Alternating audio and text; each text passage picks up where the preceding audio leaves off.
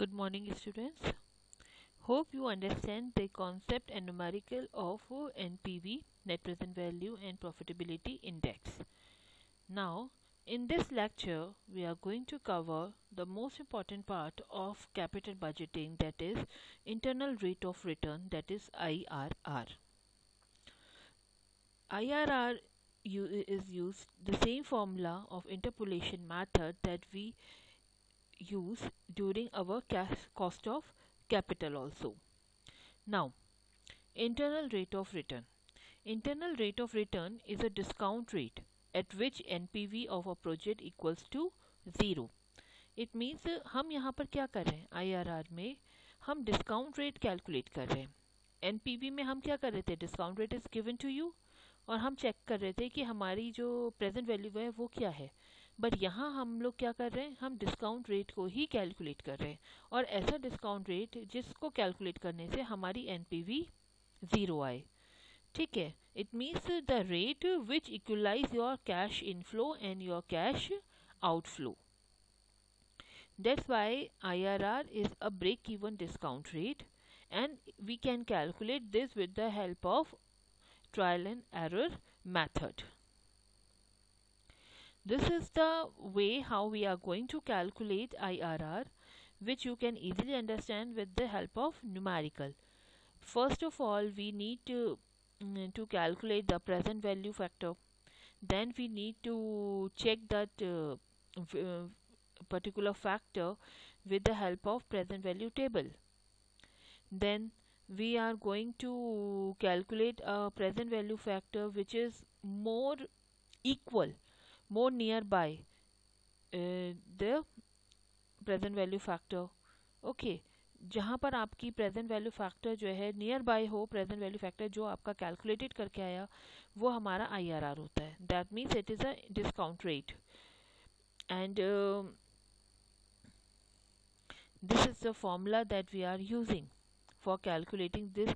अगर हमारा एग्जैक्टली पे बैक पीरियड जो हमने कैलकुलेट किया है इक्वल आ जा रहा है तो हमें कोई प्रॉब्लम नहीं.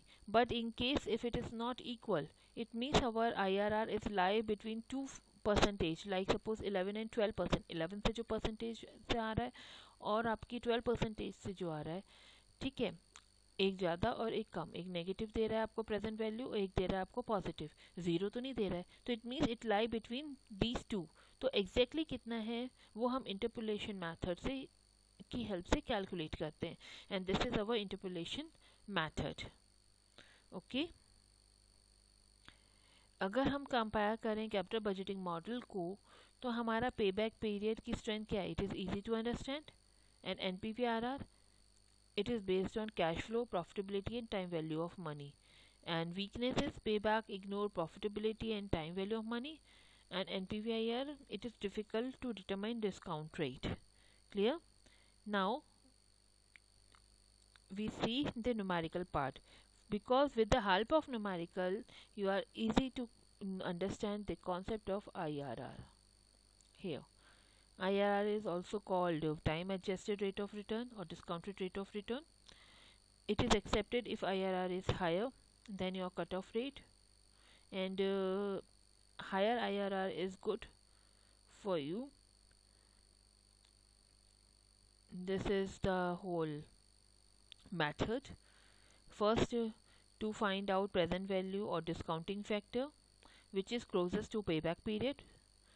Then from the top of the row of the table, interest rate corresponding to the present value you need to see. अगर आपकी एग्जैक्टली वैल्यू आ रही है, मीन्स जब हम टेबल देखते हैं, ठीक है, हम टेबल देखते हैं तो हम देखते हैं number of year. Number of year में जहाँ पर आपकी सबसे क्लोजेस्ट वैल्यू आएगी पेबैक पीरियड की, उस फिगर को आप लेते हैं और ऊपर देखेंगे जो परसेंटेज आपकी कैरस्पॉन्डिंग आएगी, that means your discount rate is this. ठीक है, अगर एग्जैक्ट फिगर नहीं आ रही है then we are using this interpolation method. How you are going to calculate the payback period. Here payback period जो भी आपका कैलकुलेटेड आया था minus discounting factor of interest rate, जो भी आपका डिस्काउंटिंग फैक्टर है, जो भी आपने आर यहाँ ले रखा है उसका, डिवाइडेड बाय दो जो हमारी परसेंटेज आई है क्योंकि एग्जैक्ट 0 एनपीवी नहीं आ रहा है, 11 और 12 के बीच का है, तो इट मीन्स 11 और 12 के बीच का डिफरेंस आप डिस्काउंटिंग फैक्टर अगर ले रहे हैं तो ठीक है, तो आप इस तरह से कैलकुलेट करते हैं. It means answer will lie between 11 and 12% only. Okay, अगर आप यहाँ पर आर माइनस ले रहे हैं तो इट मीन्स आपने हायर फिगर ले रखी होगी, हायर इंटरेस्ट रेट ले रखा होगा, और अगर आप प्लस लेंगे तो लोअर ले रहे होंगे. ठीक है, और जो इंटरेस्ट रेट आप यहाँ ले रहे हैं उसी का डिफरेंशियल इंटरेस्ट रेट आप यहाँ लेते हैं. ठीक है, चाहे लोअर चाहे हायर. और अगर आप इंटरेस्ट रेट के बेसिस में कैलकुलेशन नहीं कर रहे हैं, प्रेजेंट वैल्यू के बेसिस में कर रहे हैं, तो सिंपल आपने उसको मल्टीप्लाई करके प्रेजेंट वैल्यू निकाल ली है. ठीक है, it means present value of cash outlay means present value of cash outlay means जितना हमने इन्वेस्ट किया है वही आएगा, माइनस इस रिटर्न से ये जो आर है इसकी हेल्प से आपने प्रेजेंट वैल्यू निकाली कैश फ्लो की वो, और दोनों इंटरेस्ट रेट से जो प्रेजेंट वैल्यू है उसका difference into the difference between your rate. Okay, now see the numerical.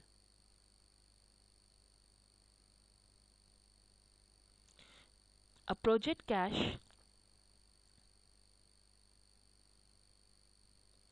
project cost is 36,000 and it is expected to generate cash inflow of 11,200 annually for 5 years. अब यहाँ पर आपको annually जो है इनकम जनरेट करके वो दे रहा है. It means it is simple annuity method है आपका ये. तो आपका पे बैक पीरियड कैसे निकलेगा? सिंपल है, NI net investment divided by your operating saving. The payback period is 3.214. अब 3.214 को अब आप सेकेंड स्टेप में क्या करेंगे? डिस्काउंट रेट कैलकुलेट करेंगे with the help of present value table. अब आप present value table of annuity निकालेंगे और वहाँ पर डिस्काउंटिंग फैक्टर देखेंगे 5th ईयर में. ठीक है, 5th ईयर में आप देखेंगे 3.214 कहाँ आ रहा है. अब आप जब चेक करेंगे तो आप देखेंगे 3.214 जो है एग्जैक्ट आपको नहीं मिल रहा है. एक 16 आपको मिल रहा है, जिस 16 इंटरेस्ट रेट है जिसमें आपका 3.274 आ रहा है, और फिर 16 के बाद सीधे 17 आ गया.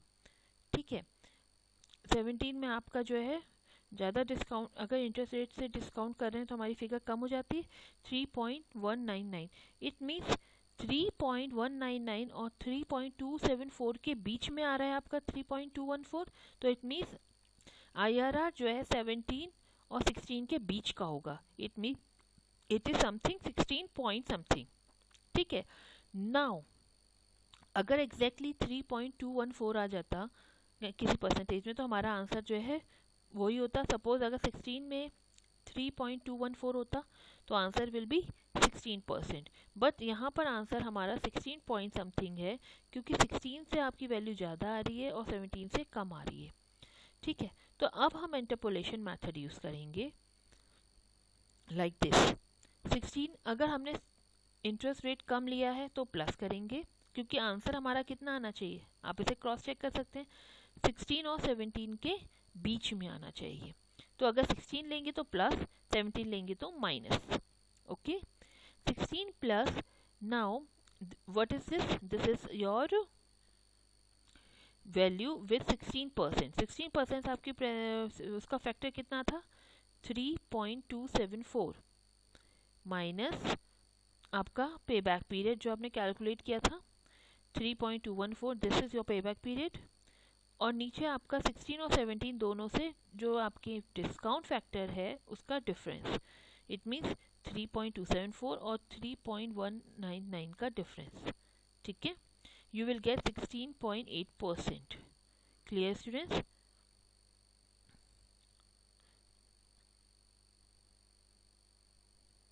एंड अगर आप 17 लेके कर रहे हैं तो माइनस मीन्स हमें 17 से कम चाहिए इसलिए हम माइनस कर रहे हैं. तो अब 17 अगर आप ले रहे हैं तो 17 वाली फिगर आप लेंगे, यहाँ आपका पे बैक आ जाएगा क्योंकि यहाँ पर भी हमारी फिगर पॉजिटिव आनी चाहिए तभी हम माइनस करेंगे.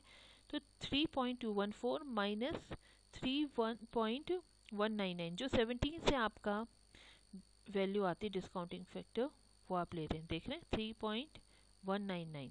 ठीक है, नाउ नीचे आपका सेम है difference, you will get 16.8%.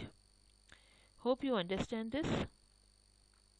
So instead of using direct method, ये तो हमने डायरेक्ट मेथड यूज कर लिया, ठीक है, you can calculate this by present value method also. Present value में क्या है, आपने प्रेजेंट वैल्यू के लिए जो आपका कैश इनफ्लो था उसको कन्वर्ट कर दिया है प्रेजेंट वैल्यू में, मीन आज की डेट में आप उसे कन्वर्ट करके फिर कैलकुलेशन कर रहे हैं, ठीक है। तो अगर 16% हमारा डिस्काउंटिंग फैक्टर होता तो प्रेजेंट वैल्यू क्या होती, 11,200 into discounting factor. Remember present value हम कैसे निकालते हैं, फैक्टर के साथ मल्टीप्लाई करके, you will get 36,668.8, same with 17%। अब आपको सेम फॉर्मूला में अप्लाई करना है। अब आप यहाँ प्रेजेंट वैल्यू फैक्टर की जगह क्या कर रहे हैं, प्रेजेंट वैल्यूज को लिख रहे हैं, और सिंपल डिफरेंस इज इंटू 1। 1 क्या है, इन दोनों के बीच का डिफरेंस, डिफरेंस कितना है, 1 ही है। अगर यहाँ पर 18 होता तो डिफरेंस कितना होता, 2, तो यहाँ आप 2 लिखते, ठीक है। You will get 16.8% same. और अगर हायर से आप करते तो 17 माइनस करते। तो difference is nothing, it is up to you whether you want direct calculation or you want a present value. Okay, now if you have a mixed stream cash flow, यहाँ पर क्या था, एन्युटी मेथड था हमारा, आपको हर साल 11,200 ही मिल रहे थे, बट अगर आपका कैश फ्लो हर साल चेंज होगा तब आप कैसे कैलकुलेट करेंगे, ठीक है। These are the steps, the same steps you are taking over here also. पहले आप फेक एन्युटी निकालेंगे, यहाँ पर हमें पे बैक निकालना है तो उसके लिए हमें फेक एन्युटी निकालनी पड़ेगी। Fake annuity means it's a average cash flow, ठीक है। बेस्ड ऑन दैट आपकी आगे की सारी कैलकुलेशंस होंगी। अब इसको समझाने के लिए सबसे बेस्ट तरीका है न्यूमेरिकल। आप न्यूमेरिकल से लैंग्वेज के बेसिस में ज़्यादा बेटर समझ सकते हैं, तो हम सीधे न्यूमेरिकल कवर कर रहे हैं। अब देखिए, cost of machine is 56,125, both machine A और बी दोनों की कॉस्ट सेम है। मशीन ए में कैश इनफ्लो आपका जो है 14, 16, 18, 20, इट इंक्रीजिंग, सी सेम है बट इंक्रीजिंग है, टोटल इज 93,000। मशीन बी में भी 93,000 है but it is decreasing, 22, 20, 18, 16, 17। Okay, calculate IRR। पहला स्टेप क्या है, फेक एन्युटी। हमें फेक एन्युटी चाहिए, तो fake annuity means it's the average. 93,000 divided by 5, तो आपके पास एवरेज कितना आ गया, 18,600। सेम विद मशीन बी, आपके पास अब क्या है, एवरेज अर्निंग आ गई। अब आप निकालेंगे पे बैक पीरियड। पे back period remember the investment divided by your operating saving, तो 3.017 एंड 3.017 आपकी दोनों में आ गई। अब अगेन जैसे हमने पहले देखा था टेबल में, ठीक है, ये प्रपोजल कितने साल का था, 5 ईयर का है, देखिए ऊपर 5 ईयर का है, तो 5th ईयर में आप देखेंगे सबसे क्लोजेस्ट वैल्यू क्या आ रही है, ठीक है। अब यहाँ पर ट्रायल एंड एरर मेथड है। ट्रायल एंड एरर मेथड को सिंपलीफाई करने के लिए, क्योंकि आप एग्जाम में जब सॉल्व करेंगे ट्रायल एंड एरर करेंगे, हर परसेंटेज को लेके कैलकुलेशन करके देखेंगे तो टाइम कंज्यूमिंग है, तो उसको अवॉइड करने के लिए क्या तरीका है ये समझने की कोशिश करिए, ठीक है। See here, if cash flow stream is higher in initial year, मतलब अगर इनिशियल ईयर में स्टार्टिंग में कैश फ्लो आपका हायर है, ठीक है, तो जो भी परसेंटेज आपकी आ रही होगी उससे कुछ परसेंटेज ऊपर की आप सेलेक्ट करेंगे, ठीक है। मीन 17 आ रही है तो आप 18 या 19 ले लेंगे, तो आपका कैलकुलेशन थोड़ा कम हो जाएगा। और अगर कैश फ्लो स्ट्रीम लोअर हो रही है इनिशियल ईयर में, ठीक है, स्टार्टिंग में अगर लोअर है वैल्यू, कम होती जा रही है, तो आप जो है IRR एडजस्ट करेंगे फ्यू परसेंटेज डाउनवर्ड, तो आप कुछ परसेंटेज नीचे करके कम करके करेंगे। मीन सपोज 18 के आसपास आ रहा है पे बैक पीरियड के, तो 18 से कम कर लेंगे, हमने कहा 17 लेंगे या 16 लेंगे, ठीक है। तो ये हमारे ट्रायल एंड एरर को कम करने के लिए है, प्रैक्टिस को कम करने के लिए हम इस तरीके से जो है परसेंटेज को अप एंड डाउन कर सकते हैं। Now the factor closest to 3.017 for 5th year is 2.991। जब आपने टेबल देखी 5th ईयर में सबसे क्लोजेस्ट फिगर 3.017 के क्या थी, 2.991 फॉर रेट 20%, ठीक है। 20% में थी हमारी, तो आपकी जो सबसे क्लोजेस्ट फिगर है। अब क्या करेंगे, अब आप देखिए हमारा रूल क्या कह रहा है। Cash flow are, machine A में cash flow are downward, decreasing हो रहे हैं इनिशियली में, देन एवरेज। ठीक है, तो अब देखो मशीन ए का हमारा एवरेज कितना था 18600, ये कितना 14, तो ये डाउनवर्ड है, कम है हमारे। ठीक है, जब हमारे इनिशियल ईयर में कम आ रही है और लास्ट ईयर में देखिए 25 है, तो इट मीन्स इनिशियल ईयर में कम है, तो हमारे पास जो 20% आ रहा है, तो हमें इसका मतलब क्या है, हमारा रूल ने क्या कहा था अभी, इनिशियल ईयर में अगर कम है तो फ्यू परसेंट डाउनवर्ड कैलकुलेशन करके देखेंगे। तो हमने क्या किया, 20 आ रहा था, आप चाहें तो 20 से भी कर सकते हैं, बट कैलकुलेशन ज़्यादा हो जाएगी, इसलिए आपने क्या किया 2% कम कर दिया। जितना ज़्यादा डिफरेंस उतनी परसेंटेज कम करके आप देख सकते हैं। ठीक है, क्योंकि ट्रायल एंड एरर है, तो 18% से हम कैलकुलेट करके चेक करेंगे। ठीक है, और मशीन बी में हमारे एवरेज से ज़्यादा है, 22 था, तो हमने उसको क्या किया, अपवर्ड कर लिया 1%, तो इट मीन्स 21%। अब आप इसकी प्रेजेंट वैल्यू निकाल के चेक करेंगे।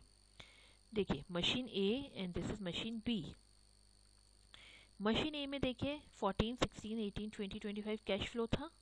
प्रेजेंट वैल्यू फैक्टर 18% हम ले रहे हैं, तो 18% का फैक्टर देखिए 0.847, 718, 609, 516। प्रेजेंट वैल्यू कैसे निकलती है, this multiply this, 14,000 multiply by 0.847, you will get 11,858। Okay, ऐसे सबके साथ, तो टोटल प्रेजेंट वैल्यू आपके आ गई 55,553।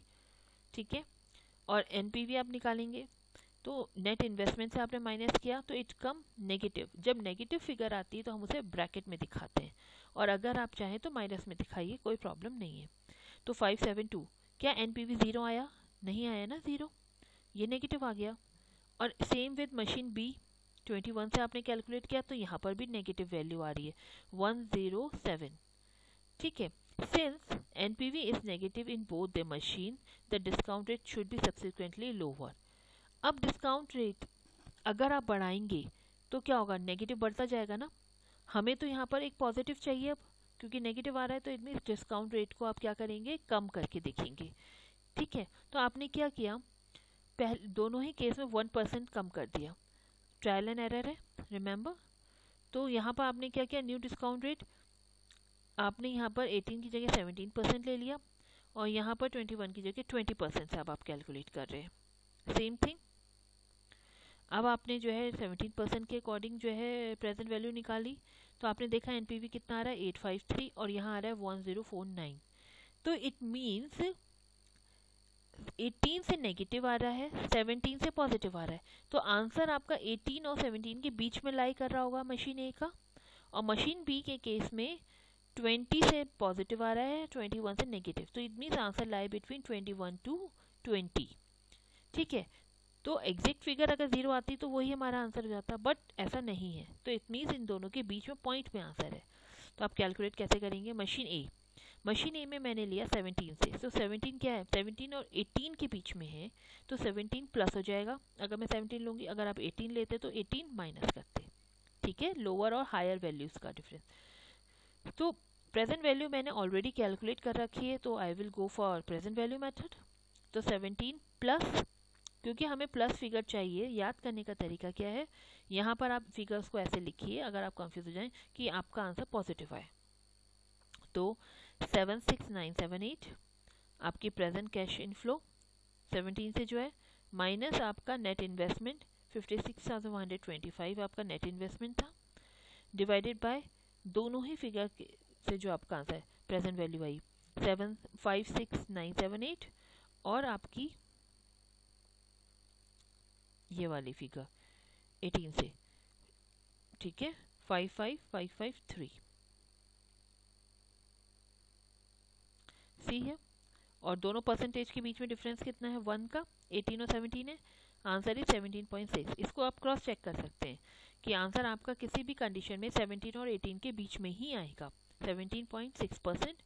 And same with this 20 plus present value आपकी कितनी आई थी 20 से?